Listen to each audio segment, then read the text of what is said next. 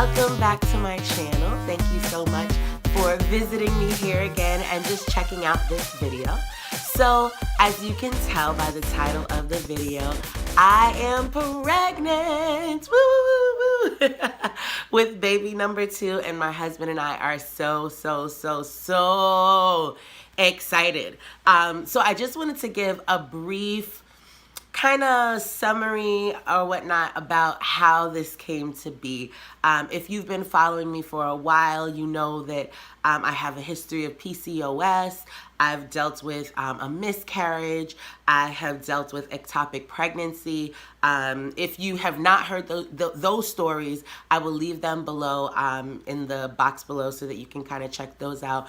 But also, I'm a woman of faith, and I believe that the Lord desires to give us the desires of our hearts. And my husband and I want to have children. We want a plethora of children, not a plethora, but like 3 to 4 kids. So, you know, after the miscarriage, after the ectopic pregnancy, we didn't lose faith because we knew that God wanted to grant our heart's desires. So, yeah, so I'm pregnant again. I'm so excited, so excited. So I wanted to give you a little bit more about this journey. So if you are interested in finding out more about it, then just stay tuned. So, like I said, back in 2010, I was diagnosed with PCOS, and that stands for polycystic ovary syndrome. And of the many symptoms, one of them is irregular periods. So as you can imagine, when your periods are irregular, it's very difficult to plan to get pregnant because you never know when you're ovulating, you know?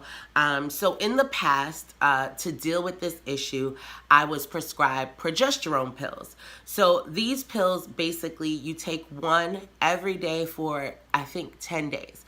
And then after that, it's supposed to kind of help balance your hormones, and then your period comes, and then after that, it kind of just kickstarts it into gear to come every month. Usually, this helps me easily. Like, I would go through periods where I didn't get my cycle for 3 months, 4 months, 5 months even, and I would speak to my doctor. I would get prescribed the progesterone pills, and then I would kind of go from there. My period would come, and then we'll be fine. So I went through a period where that's what was happening to me. I wasn't getting my period. So I spoke to the doctor, and she prescribed the progesterone pills. So at this time, my husband and I are actively trying to get pregnant. And after I took the pills, I waited, and then I got my period. And I was like, yay, we're on the right track. And then my cycle decided to play disappearing acts again, and I didn't get my period for like another 2 or 3 months. So at that time, I went back to the doctor. I let her know, and I was personally kind of stumped. So I've been dealing with PCOS. I was diagnosed in 2010, I believe. So it's been about 9 years that I've been dealing with it. So I kind of thought I had the process down. Like, this is what we do. This is what happens. So I'm like, doctor, what's going on? You know, I'd never been at this crossroads before. So what she decided to do was prescribe me metformin. So metformin, if you're unfamiliar with it, it's actually a pill, a drug, whatever, that is given to people with diabetes. So it helps to control insulin levels, which in turn helps your hormone levels to balance out. So I looked it up before taking it, and I saw a lot of mixed reviews. I did see that a lot of ladies with PCOS are prescribed it, and sometimes it has terrible effects, sometimes it has great effects. So I was just like, you know what, let's see what happens. So I take the metformin pills, and this is a pill that you have to take daily. So I'm taking it daily, and about a month passes and no period. And I'm just like, oh my God, this issue again. So I was kind of frustrated. So I planned on calling the doctor. But before I did, I was just like, you know what, let me take a pregnancy test just in case. Because I know she's going to ask, well, you know, are you pregnant? So I didn't technically miss a period, but I had to make sure. So I bought some cheap dollar pregnancy tests, I think I bought about 3 because anytime I go to the dollar store, I just pick up a bunch of them, just, you know, just to kind of have.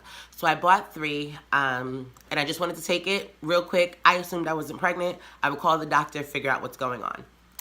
But lo and behold, I took the pregnancy test and it turned out I was pregnant, and I was in shock. I mean, not to say that I didn't think it would happen, but it just happened so quickly. It literally happened within a month of me taking the metformin pills. So, yeah.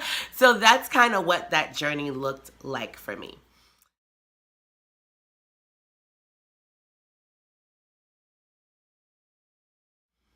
Okay, so the short answer, I guess, will be it took about a month, because right after I started taking the metformin pills, within that month was when I got pregnant. But the longer answer, I guess, from the time that we initially started trying, so this is from when I started missing my periods, and I went and I took the progesterone pills, all that stuff. All of that happened within a span of about 5 months. So I would say a better answer is it took about 5 months, and yes, it was planned.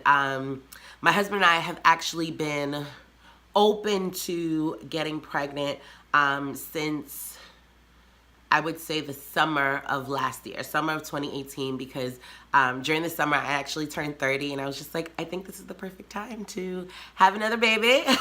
My son, he actually just turned 3, so I'm really excited about the age difference between the 2 kids. So yeah, that's.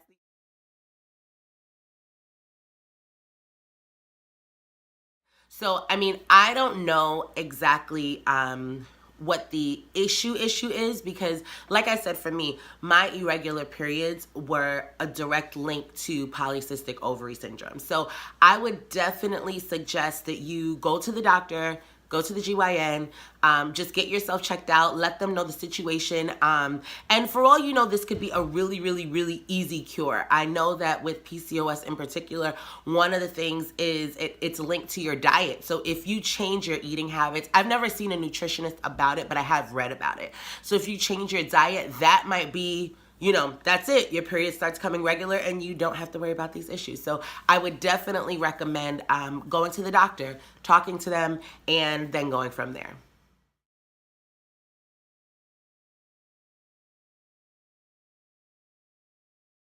So with Nicholas, or actually I should say, since I first since I had my first miscarriage, or yeah, the first miscarriage back in 2014.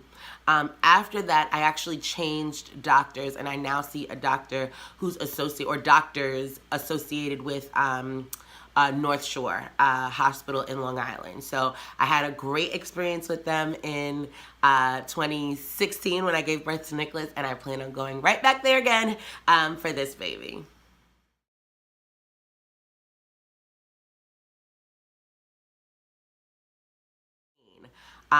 Thankfully, I am not.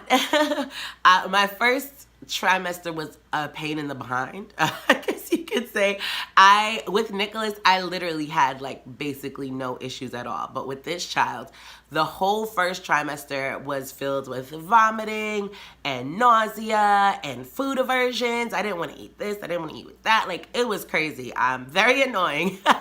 But as soon as I entered my second trimester, those things kind of went away, and I feel completely myself now, which is great. So no pain. Thank the good Lord.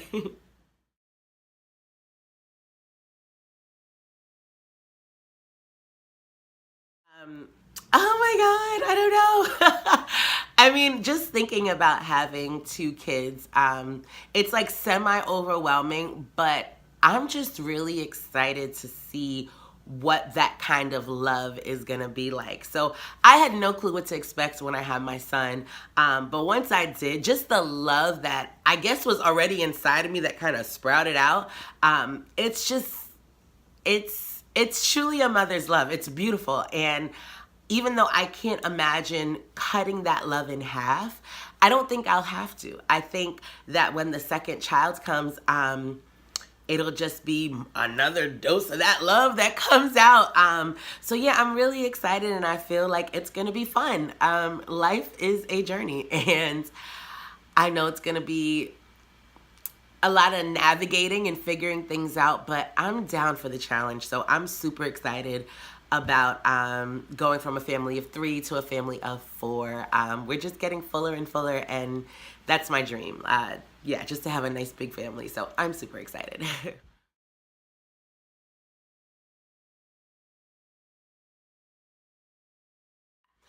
So like I said, I'm super excited about being a mom of 2. My heart just bursts anytime I think about it. I'm just like, oh my God. And I'm just really excited to have a newborn in the house again. So yeah, I'm excited. Very, very excited. With regards to like double strollers and stuff like that. So thankfully, I don't think I'll need that kind of stuff. So by the time the baby is born, and the baby is due this summer, so my son will be about 3.5, and the baby will obviously be a newborn. As of right now, anytime we go on family trips and things like that, for the most part, we don't bring a stroller. Nicholas is able to walk around. He'll go on his dad's neck or something like that. And I drive often also. So, I mean, if we're going to the supermarket, I just put him in the car, take him out to go into the grocery store, come back out, you know, that kind of thing. So we don't actually utilize the stroller as much as we used to when he was younger. So this time around, I don't even think I'll have to buy another stroller, honestly, because I just plan on using the same one that we used for Nicholas when he was younger. So, I mean, we'll see what happens, but for now, I feel like their stages are so distinctly different that there's no real overlap. So I feel like I'll have a toddler and a newborn, which is fine with me. I think that age difference is perfect, so I'm really excited. And yeah, so that is the end of this video.